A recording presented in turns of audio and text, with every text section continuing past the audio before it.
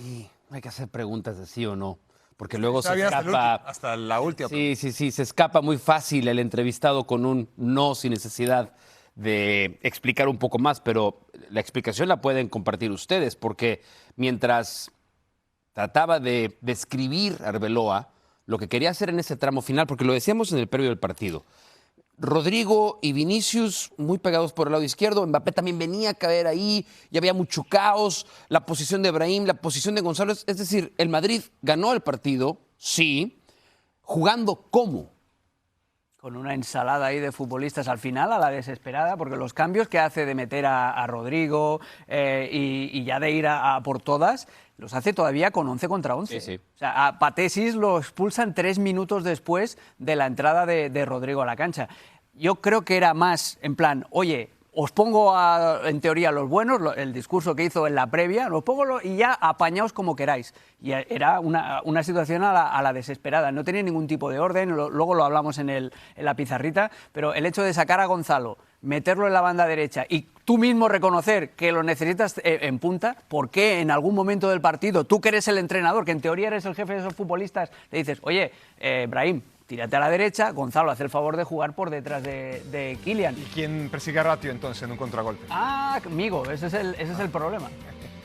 Había una estadística que le decía Alex en el previo, que se la voy a compartir ahora a Barak, a ver si le sirve de algo. A ver. Antes de la expulsión de Patesis, el Rayo tenía más disparos totales, más disparos a puerta y más posesión que el Real Madrid en la segunda mitad. Por supuesto que en el análisis final, pues el Rayo va a decir no me sirvió absolutamente de nada. Pero pensando en el Real Madrid y cómo termina consiguiendo la victoria, ¿de dónde se agarra Arbeloa, más allá del triunfo final de los 3 puntos, para decir no estamos peor que como estábamos con Xabi Alonso? Sí, y no estamos mejor de cómo estábamos en contra del Sporting Club de Portugal a mitad de semana. Es decir, el equipo... El Benfica. Del Benfica de Portugal a mitad de semana, que benefició además al Sporting Club de Portugal para avanzar entre los 8 primeros, que es a lo que quería Muy llegar. bien, Barak, sí. Bien salido. El equipo del Real Madrid es eso, Arbeloa. ¿no? De repente, cuando tiene el agua acá, por ahí te da un buen partido porque tiene buenos futbolistas y porque ese compromiso y ese orden puede durar un poquito más. Hoy, el Real Madrid que nos dibuja Arbeloa en la conferencia de prensa es el Real Madrid los primeros 15, 20 minutos. 20 minutos. Hasta ahí. Y después se perdió. La primera mitad fue una primera mitad de la primera mitad buena, la segunda no tanto, la segunda mitad fue horrorosa. Un desastre. Y la gente no ayuda tampoco demasiado. Es decir, el entorno del Real Madrid es muy crispado después del primer tiempo, era un 1-0, el equipo había empezado bien, luego se fue cayendo. Y el segundo tiempo, pues lejos de aupar con los silbidos, cuando acompañó al equipo a los vestidores, el Real Madrid salió al segundo tiempo a jugar nada, jugó basura. Dice Arbeloa, para mí los jugadores han hecho un gran esfuerzo. El contexto total es que la pregunta es si su equipo había sido mejor que el rival. Y Arbeloa no pudo decir que sí, porque tan sencillo hubiera sido mira, ganamos, fuimos mejor que nuestro rival, esto se trata de meter goles, nosotros hicimos uno más, pegamos un poste. haya sido como haya sido. Pero el propio entrenador no se atreve a reconocer que sus futbolistas fueron mejores, que su grupo, porque una cosa es lo que individualmente pueden hacer los jugadores, otra cosa es lo que grupalmente puede hacer el Real Madrid. En ninguna de las dos instancias, sobre todo eso del minuto 20 del primer tiempo al minuto 75 del segundo tiempo, el propio técnico lo puede admitir. Acá el tema es, ¿fue en este partido o es sintomático de lo que va a ser el Real Madrid de aquí a finales de mayo? Mira, el jugador del Real Madrid solo se activa cuando está al filo del abismo. Y lo hacía incluso en las Champions, en aquellas Champions de las remontadas. Hay algo en el vestuario del Real Madrid, yo creo que es ese convencimiento de que son los mejores del mundo, de que no necesitan ni tácticas ni nada por el estilo, que les hace relajarse y solo espabilan. El Real Madrid es un mal estudiante. es un estudiante que cuando ve que le va a caer en suspenso y que va a tener que repetir curso, entonces hinca los codos una noche, estudia 4 temas para poder salir del examen, aprueba raspadito y venga, y seguimos hacia adelante. Esto es lo que hace el Real Madrid. Y es muy preocupante lo que acabas de señalar de Arbeloa, porque en un partido en el que el rival ha sido superior, en el que tú les tienes que dar a tus jugadores un toque de atención, de decir, chicos, que es el Rayo Vallecano y la segunda parte, cuando han querido ir a por nosotros, nos han manoseado. Hay que dar un poquito más. Y Arbeloa, como le tiene tanto respeto, por no decir otra palabra, al vestuario y como sabe de lo que son capaces estos futbolistas si no quieren a su entrenador, pues no le queda otra que decir, no, sí, se han esforzado mucho, hay que valorar esto. Si no te esfuerzas con el Bernabéu pitándote como te está pitando, con el Rayo Vallecano pintándote la carita como te la está pintando, dime tú cuándo no te vas a esforzar. Un Rayo Vallecano en horas muy bajas. Muy bajas, además. Ese Rayo Vallecano ha jugado mucho mejor. Ahora está en puestos de descenso casi.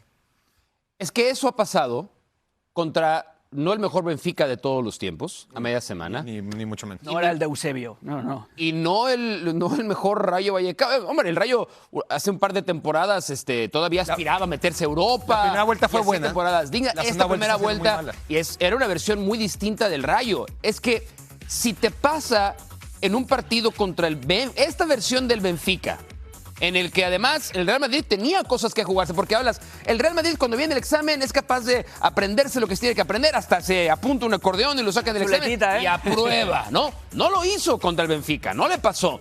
Y ahora contra el Rayo necesitó de que se jugaran 97 minutos, el Rayo con un hombre menos, para poder rescatar una victoria. Yo por eso creo que acá la lección importante para el Real Madrid es, y Bellingham se va a perder un mes. Y eso incluye por lo menos la ida del repechaje de UEFA Champions League. La lección, no sé, Barak, si es el madridismo se va a tener que acostumbrar a este tipo de partidos, porque no hay ni desde la pizarra, ni desde la calidad individual, y mucho menos desde la calidad colectiva, cómo aferrarse a que las cosas vayan a ser diferentes de aquí a que termine el curso. No, va a haber partidos buenos, va a haber partidos mucho mejores, partidos en donde la sensación va a ser, mira, este Real Madrid va hacia una parte. Como el Villarreal el otro día, sí. Yo no compré tanto Villarreal, Mónaco lo compré un poquito más. Yo al revés. Bueno, habrá momentos en los que algunos analistas crean este es el día, otros analizarán este es el otro día, y a la mera hora va a ser muy difícil que veamos al Real Madrid 2-3 partidos consecutivos jugar a un nivel correcto. Ya no digamos que luzca, que sea un equipo que convenza a todos, pero que sea un equipo correcto para lo que uno espera. Tiene ese plantel, un Real Madrid que debería jugar mucho mejor, pero que tiene lo que tiene en el banquillo. Tampoco le vas a exagerar, tampoco le vas a pedir muchos conceptos a un entrenador que no tiene ningún mérito para estar en el Real Madrid. No le puedes pedir conceptos al entrenador. Entonces, ¿le puedes pedir individualmente a Mbappé que no se empalme con Vinicius? ¿A Brahim que tome la batuta de Jude Bellingham? ¿A que alguien en el medio campo genere algo de creatividad? Porque le podemos exigir mucho a Arbeloa. Arbeloa está comenzando a ser director técnico. Y no sabemos si lo va a hacer en algún momento. Y no sabemos si tiene los recursos desde la pizarra para poder modificar las cosas. Por lo menos, y ya Alex está en la posición de la táctica para justamente tratar de entender eso, Alex. Si al director técnico le podemos exigir lo suficiente para que ayude a su equipo a que no se le vea tan chato, plano y desesperado o desordenado como lo vimos en el segundo tiempo de hoy. Mauricio es el director técnico del Real Madrid. Hay que pedirle algo. Vale que está en una situación de emergencia y que está allí porque el vestuario y Florentino han echado a Xabi Alonso, pero hay que pedirle cierto orden. Esta es la alineación titular. A mí lo que me sorprendió es que volvió a apostar por Camavinga en el lateral izquierdo, teniendo a 2 laterales nominales como Carreras y Fran García disponibles, y tener un centro del campo en el que vuelve a apostar por Tchouaméni con Arda Güler y con Bellingham. ¿Qué hacía el Madrid cuando no tenía la pelota? Pues lo que hacía Ancelotti, lo mismo. Enviaba a Bellingham, y por eso se ha lesionado, porque lo obligan a hacer siempre esfuerzos demasiado largos. Bellingham cerraba la banda izquierda, Mastantuono cerraba la banda derecha, y este era el plan, que era algo muy parecido a lo que consiguió hacer contra el Villarreal. En el momento en el que se lesiona Bellingham, ya empieza la cosa a torcerse, porque Brahim, que es muy polivalente, normalmente juega aquí o juega en la derecha, pero lo hemos visto muy poco a pierna natural en la banda izquierda y no se veía cómodo. ¿Y qué pasa? Que si metes a Brahim aquí, tienes a Vinicius, que está abierto, tienes a Mbappé, que tiene estas caídas, Mastantuono sigue sin aparecer para nada, y te quedaba un equipo totalmente descompensado. Había una estadística en la segunda parte ya en la que se veía 14 ataques en la banda izquierda del Real Madrid por tan solo, creo que eran 3 o 4 de la banda derecha. Vamos a seguir aquí ahora que va a aparecer esto en cuanto se active. ¡Barabim, Ahí está. barabum! Y ahora la ensalada de la segunda parte, que ha sido totalmente descomunal. O sea, primero ya quita quita a Asensio, retrasa la posición de Tchouaméni, mete a Dani Ceballos. Aquí Dani Ceballos. Para tener un poquito más la pelota. Nada, absolutamente nada. A Huijsen también lo cambió, metió a David Alaba.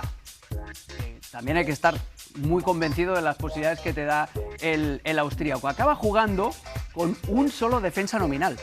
Fíjate, Camavinga, Tchouaméni, Valverde, los tres son centrocampistas, pero es que todavía hay más. Otra vez, no va a cambiar nunca también. Vinicius, no va a cambiar nunca ni a Vinicius ni a Mbappé. ¿Quién son los cambios fáciles? Pues Mastantuono, que entra aquí, y Gonzalo, que lo hemos hecho al revés, pero bueno. Esto es lo que ya no entiendo. Lo que el Madrid intenta en la segunda parte ya la desesperada. Gonzalo en banda derecha, Gonzalo, que es un delantero centro que contra el Betis anotó un hat-trick, lo ha tenido aquí para perseguir a los laterales rivales.